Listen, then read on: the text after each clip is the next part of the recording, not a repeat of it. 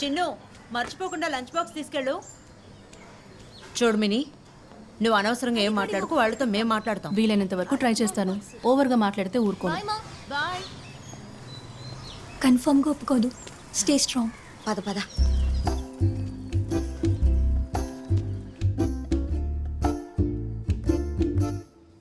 ఇది చెప్పడానికి మాకే చాలా బాధగా ఉందండి. పెళ్ళి ఆగిపోయిందన్న విషయం అందరికీ చెప్పుకోవడం అంత ఈజీ కాదు, కానీ వీళ్ళిద్దరికి పెళ్లికి ముందే సెట్ అవ్వలేదన్న విషయం మనకి తెలియడం మంచిదైంది. ఇదే పెళ్లి తర్వాత తెలిసి ఉంటే అందరం ఎంతో బాధపడేవాళ్ళం. ఇలా కామన్గా చెప్పకండి. ఏం సెట్ అవ్వలేదో కరెక్ట్గా చెప్పండి. అది డీటెయిల్డ్గా ఎలా చెప్పాలో ఉండదు. నేనే డీటెయిల్డ్గా చెప్తాను, వాళ్ళు తెలుసుకొని. అది కాదంటీ, నా హస్బెండ్ ఇలానే ఉండాలని నాకు కొన్ని ఎక్స్పెక్టేషన్స్ ఉన్నాయి. అదేనమ్మా, ఎలా ఉండాలని? చెప్పాలంటే బాగా పాజిటివ్గా, కేరింగ్గా, ఎమోషనల్గా. ఎమోషన్స్కి మాత్రమే ఇంపార్టెన్స్ ఇచ్చే వ్యక్తినే నేను ఎక్స్పెక్ట్ చేశాను. కానీ ఈ విషయాలన్నిటికీ మీ అబ్బాయికి సంబంధమే లేదంటీ. ఇంత చిన్న వయసులోనే నువ్వు అది ఎలా కనిపెట్టావమ్మా? అదా చిన్న చిన్న వాటితోనే ఆంటీ. ఒకరోజు ఈయనకో మెసేజ్ పెట్టాను, ఉదయం నుంచి తిరిగి తిరిగి షాపింగ్ చేసి కాళ్ళంతా నొప్పులుగా ఉన్నాయని. దానికి రిప్లై ఏం పంపించారో అడగండి మీరే. ఏమని పంపించావు? ఒమేగా 350 ఉదయం 1 రాత్రి 1. విన్నారుగా? కానీ నేను టోటల్గా వేరేలా ఎక్స్పెక్ట్ చేశాను. అయ్యో కాళ్ళు నొప్పులా, ఇప్పుడు గనక నేను నీతో ఉండుంటే వేడిగా ఓ టీ పెట్టించుండేవాడిని, నీ కాళ్ళు నొక్కుండేవాడిని అని ప్రేమగా మాట్లాడే హస్బెండే కావాలంటీ. మాత్రలు రాసిచ్చే డాక్టర్ నాకొద్దంటీ. ఇంట్లో ఒక డాక్టర్ ఉండడం మంచిదే కదమ్మా.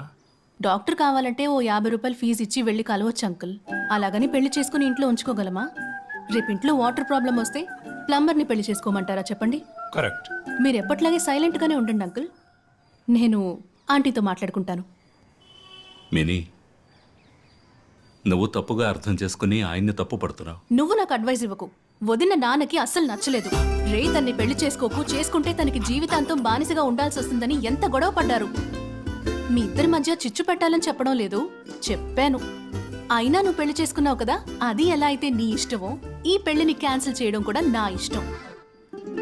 కానీ వదిన, మీరంటే నాకు ఇష్టమే. ఫస్ట్ టైం చూసినప్పుడే నచ్చేశారు. ఆ రోజు మీ నాన్నగారు హాస్పిటల్లో అడ్మిట్ అయినప్పుడు ఆ రిపోర్ట్స్ ఈయనకు పంపించి చూడమన్నాను. చూసి ఈయనేమన్నారో తెలుసా? ఆయన్నే అడగండి. దీనికేమన్నావు? 12 గంటల్లో చనిపోతారు అని చెప్పాను. ఆయన చెప్పినట్టే మావయ్య 12 గంటల్లో పోయారు. అయితే మరి కరెక్ట్గానేగా చెప్పాడు. చెప్పినట్టే పోయారుగా. చస్తే చచ్చారు, అది ప్రాబ్లం కాదు. కానీ ఎవరైనా అలా నెగిటివ్గా చెప్తారా? ఏం కాదు, హ్యాపీగా ఉండండి, నయమైపోతుంది అని పాజిటివ్గానే కదా చెప్పాలి. నెగిటివ్గా ఉన్న రిపోర్ట్ని పాజిటివ్గా ఎలా చెప్పమంటావు? చెప్పాలి, పాజిటివ్గానే చెప్పాలి. పాజిటివ్గానే అన్నిటినీ చూడాలి మనం. చచ్చిన వాడి చెవి దగ్గరికి వెళ్ళి నీకేం కాదు, నువ్వు బానే ఉన్నావు, ఏం కాదని చెప్తే చచ్చిన వాడు కూడా హఠాత్తుగా లేచొచ్చేస్తాడు. నీకెన్నిసార్లు చెప్పాను అందం ఉన్న చోట అణుకువ తెలివి ఉండదని. ఇప్పుడు చూసావా? ఒక డాక్టర్కి డాక్టర్ అమ్మాయే కరెక్ట్. ఇలా చూడమ్మా, మీ నాన్న మీ అన్నయ్యని విడిగా తీసుకెళ్లి చెప్పినట్టు చెప్పడం నాకు తెలీదు. నేను సూటిగానే చెప్తాను, నాకు నువ్వు నచ్చలేదు. ఈ పెళ్లి క్యాన్సిల్ అవటం నాకు సంతోషమే. ఏమండి, పదండి వెళ్దాం. వాడు వస్తాడులేండి, రండి వెళ్దాం. My sun.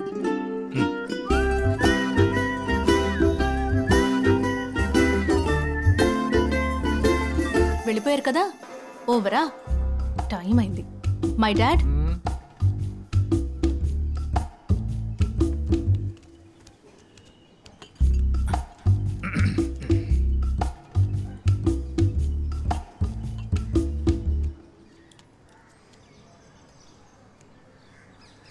బాబు, ఓ టీ వేద్దామా?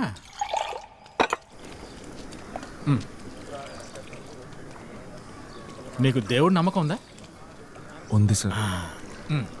ఆ దేవుడే నిన్ను కాపాడి ఈ పెళ్లి క్యాన్సిల్ చేసి నిన్ను విడుదల చేశాడు. అది నీ ఇంటికి వచ్చిందో నీ ఇల్లు రెండైపోతుంది. చూసావుగా నాకు నా కోడలికి ఎలా ఫిట్టింగ్ పెట్టిందో. మా బాధ దానికేం తెలుసు. మా పిల్ల జీవితం బాగుండాలని నీలాంటి కుర్రాన్ని వెతికి తీసుకొస్తే ఇలా అందరి ముందు కూర్చోబెట్టి కళ్ళాపి నీళ్లు చల్లింది. నిన్ను కన్నవాళ్ల కడుపు మండిపోదు. నీకే నష్టం లేదు బాబు. బాగా చదువుకున్నావు, అందంగా ఉన్నావు, బుద్ధిమంతుడివి. నీకు చక్కటి అమ్మాయి వస్తుంది. నా కూతురికి దాని తోలు కాస్త ఒలిచి దాని పొగరనిచే ఓ పొగరపోతే దానికి కరెక్ట్. నేను కూడా పొగరబోతున్నా అంకుల్.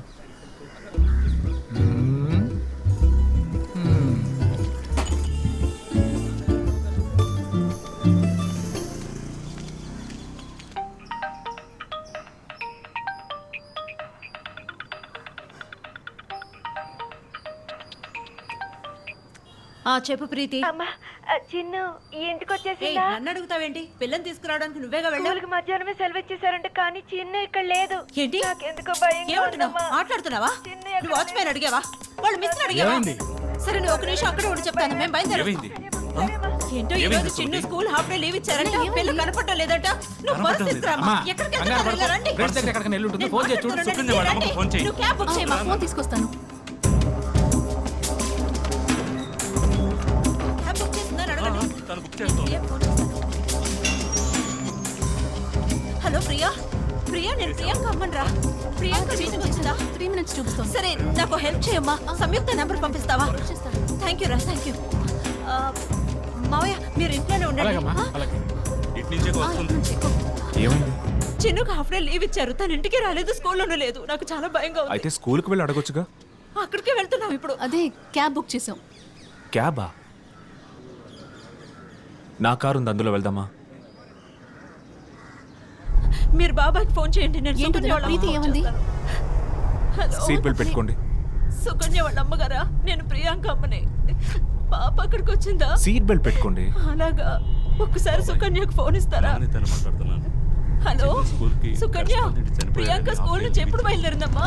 అయినా వచ్చిందేమోనని. అలాగా. సరే తను సరే వస్తే బాబు. వెంటనే నాకు ఫోన్ చేయమంటావా? థ్యాంక్ యూ రా. బాబాయ్ తను ఇంట్లో సుకన్య కూడా- ఇంటికి కూడా వెళ్ళలేదట.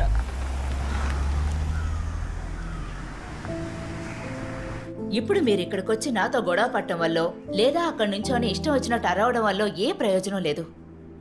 మా స్కూల్ కరెస్పాండెంట్ చనిపోయారని హాఫ్ డే లీవ్ ఇచ్చాం. పోలీస్ స్టేషన్కి వెళ్ళి కంప్లైంట్ ఇచ్చి వెంటనే పాపని వెతికే పని చూడండి. మా సైడ్ నుంచి ఏ సపోర్ట్ కావాలన్నా మేం చేస్తాం. Let's hope for the best.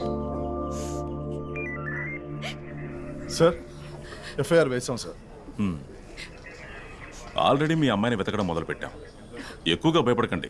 డిప్రెషన్లోకి వెళ్ళిపోతే మీ అమ్మాయిని వెతకడం కష్టం అవుతుంది. ఇప్పుడే మీరు ధైర్యంగా ఉండి ఈ సిచ్యువేషన్ని ఫేస్ చేయాలి. చెప్పు. సరే.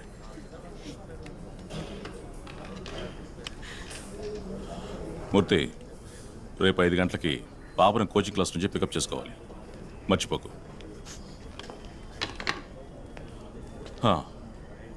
ఇన్ కేస్ ఎవరైనా కిడ్నాప్ చేస్తుంటే మిమ్మల్ని బెదిరించడానికో డబ్బులు అడగడానికో కాల్ చేస్తారు. ఒకవేళ కాల్ చేస్తే ఆ కాల్ని ట్రాక్ చేయడానికి, మానిటర్ చేయడానికి 24 గంటలు ఒకడు మా సైడ్ నుంచి మీ ఇంట్లో ఉంటాడు. సరేనా? భగత్ ఎక్కడా? వస్తున్నాడు సార్.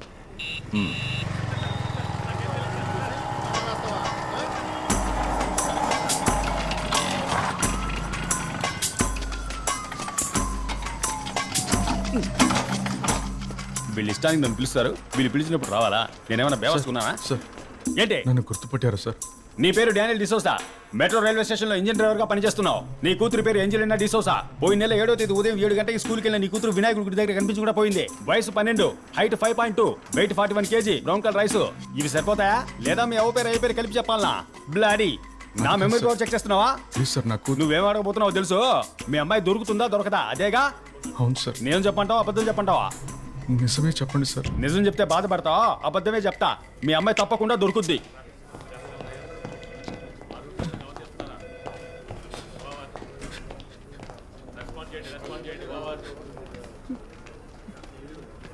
సార్, ఏమైంది సార్? నా కూతురు కనిపించకుండా పోయి 1.5 నెలలు అవుతుంది సార్. ఎక్కడికి వెళ్ళిందో ఏంటో ఏమీ తెలియలేదు సార్. ఏమంటున్నారు? కనిపెడితే చెప్తా ఉంటున్నారు సార్. ఎప్పుడు కనిపెడతారంట? నేను డైలీ వచ్చి అదే అడుగుతున్నాను సార్, కానీ చెప్పడం లేదు సార్. ఏదో ఒకటి చెప్పమనండి సార్. పోనీ నా కూతురు చచ్చిపోయిందని చెప్పమనండి సార్. ఈ మధ్య అన్నోన్ పర్సన్స్ ఎవరైనా మీ ఇంటికి వచ్చేలేరా సార్? Good morning sir. ఎందుకయ్యా అరుస్తా? భోంచేసావా?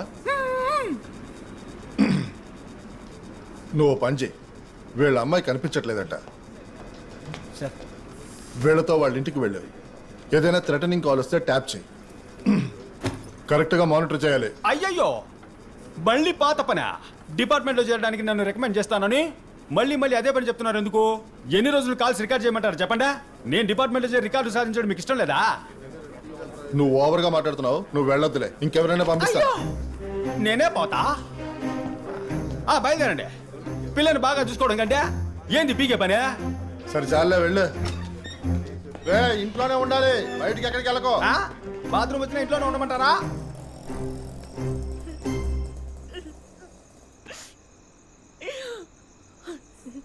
సూపర్. ఫైనల్ చెకింగ్ పక్కాగా ఉంది. నాకు ఆకలేస్తోంది, నేను వెళ్ళి తినేసి వస్తా. ఏంటి సార్ అంత ఈజీగా అంటున్నారు? ఆలోగా ఒకవేళ కాల్ వచ్చిందంటే? అంతలో నాకు బాగా ఆకలి వచ్చిందే. ఇప్పుడేగా కాఫీ తాగారు. ఓ, లెక్కలు చూస్తున్నావా? నీకు ఇది మొదటి కేసు, నాకు ఇది 17వ కేసు. 8 ఏళ్ళు దాటిన ఓ పిల్ల కనపడకుండా పోతే she will never come back. అది మాక్సిమం హ్యూమన్ ట్రాఫిక్ అయి ఉంటుంది. సార్, ఈ హ్యూమన్ ట్రాఫిక్ అంటే ఏంటి సార్? మనుషుల్ని ఓ చోటు నుంచి కిడ్నాప్ చేసి ఇంకో చోట అమ్మడం. అది వదిలేసి ఎవడో కాల్ చేస్తాడో డబ్బులు అడుగుతాడో నన్ను చండుతున్నారో. ట్రిపుల్ బెడ్రూమేగా, తల ఓ బెడ్రూమ్ లోకి వెళ్ళి ఏడవండి. నేను చెప్పింది మీకెవ్వరికి బుర్రకెక్కలా, ఆయనకొక్కరికే ఎక్కింది. అమ్మాయికి రాదని అర్థం చేసుకుని ఇంకో బిడ్డను కనడానికి వెళ్తున్నాడు చూడు. ఏందబ్బా ఒక్కడే లోపలికి పోయి తలుపేసుకున్నాడు ఏంది? అయ్యయ్యో, నోటుకొచ్చింది బాగా ఆయన ఆత్మహత్య చేసుకునేలా రెచ్చగొట్టావే. అయ్యో, త్వరగా వెళ్ళి ఏదోటి చెయ్యండి. త్వరగా వెళ్ళి తలుపులు బద్దలు కొట్టు. త్వరగా వెళ్ళి బద్దలు కొడితే తలుపులు కాదు ఎముకలు ఉంటాయి. తొక్క, నేను తినేసి వచ్చేలాగా ఆయన కాపాడండి. వీరభద్రయ్య, కాపాడండి.